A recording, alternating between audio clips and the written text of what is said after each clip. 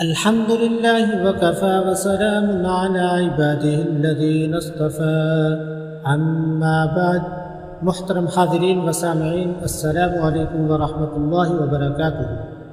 میرے چینل کے پیارے اسلامی بھائیوں اور بہنوں، آج کی اس ویڈیو کا ٹاپک اور عنوان حرمین شریفین، روضہ رسول اور بیت اللہ کی زیارت کا وظیفہ عرض کرنا ہے۔ ہر مسلمان مرد و عورت کی خواہش ہوتی ہے کہ وہ بیت اللہ کی زیارت کرے، حجر اسود کو بوسہ دے، نہایت باعث سعادت کی بات ہے، اور روضہ رسول کی زیارت کرے، اللہ کے رسول صلی اللہ علیہ وسلم کے روضے کی زیارت کرے، وہاں پہ جا کر حاضری دے، درود و سلام عرض کرے، تو یہ ہر انسان مسلمان مرد و عورت کی خواہش ہوتی ہے۔ اور آج کی ویڈیو کا ٹاپک اور عنوان اسی حوالے سے ہے۔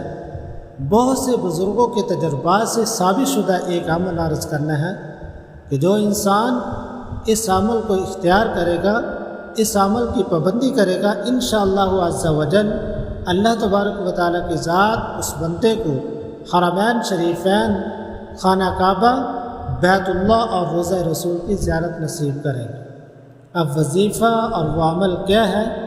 وہ وظیفہ اور عمل یہ ہے کہ ہر اذان کے وقت اذان کا جواب دینا، یعنی جب اذان ہو، مؤذن کہتا ہے اللہ اکبر اللہ اکبر، تو جواب میں کہیں اللہ اکبر اللہ اکبر۔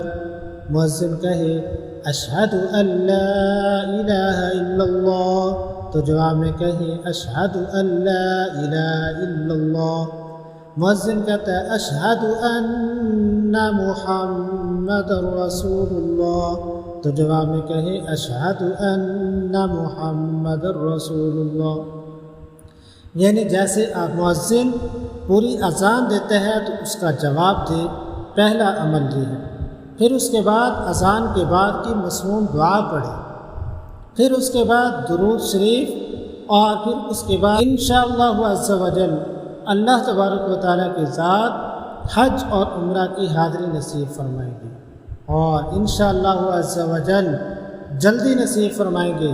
خانہ کعبہ کی زیارت بھی ہوگی، خانہ کعبہ کا طواف بھی کرے گا، اور روضہ رسول پہ حاضری بھی انشاءاللہ اللہ رب العزت کی ذات نصیب فرمائیں گے۔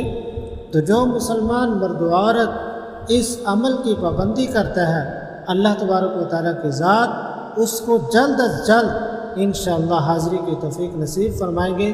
تو اللہ تبارک و تعالیٰ کی ذات سے دعا ہے کہ اللہ تبارک و تعالیٰ ہم سب مسلمانوں کو خانہ کعبہ کی زیارت، اللہ کے گھر کی زیارت اور حضور نبی کریم صلی اللہ علیہ وسلم کے روضے پر حاضری کی توفیق نصیب فرمائے۔ السلام علیکم ورحمۃ اللہ وبرکاتہ۔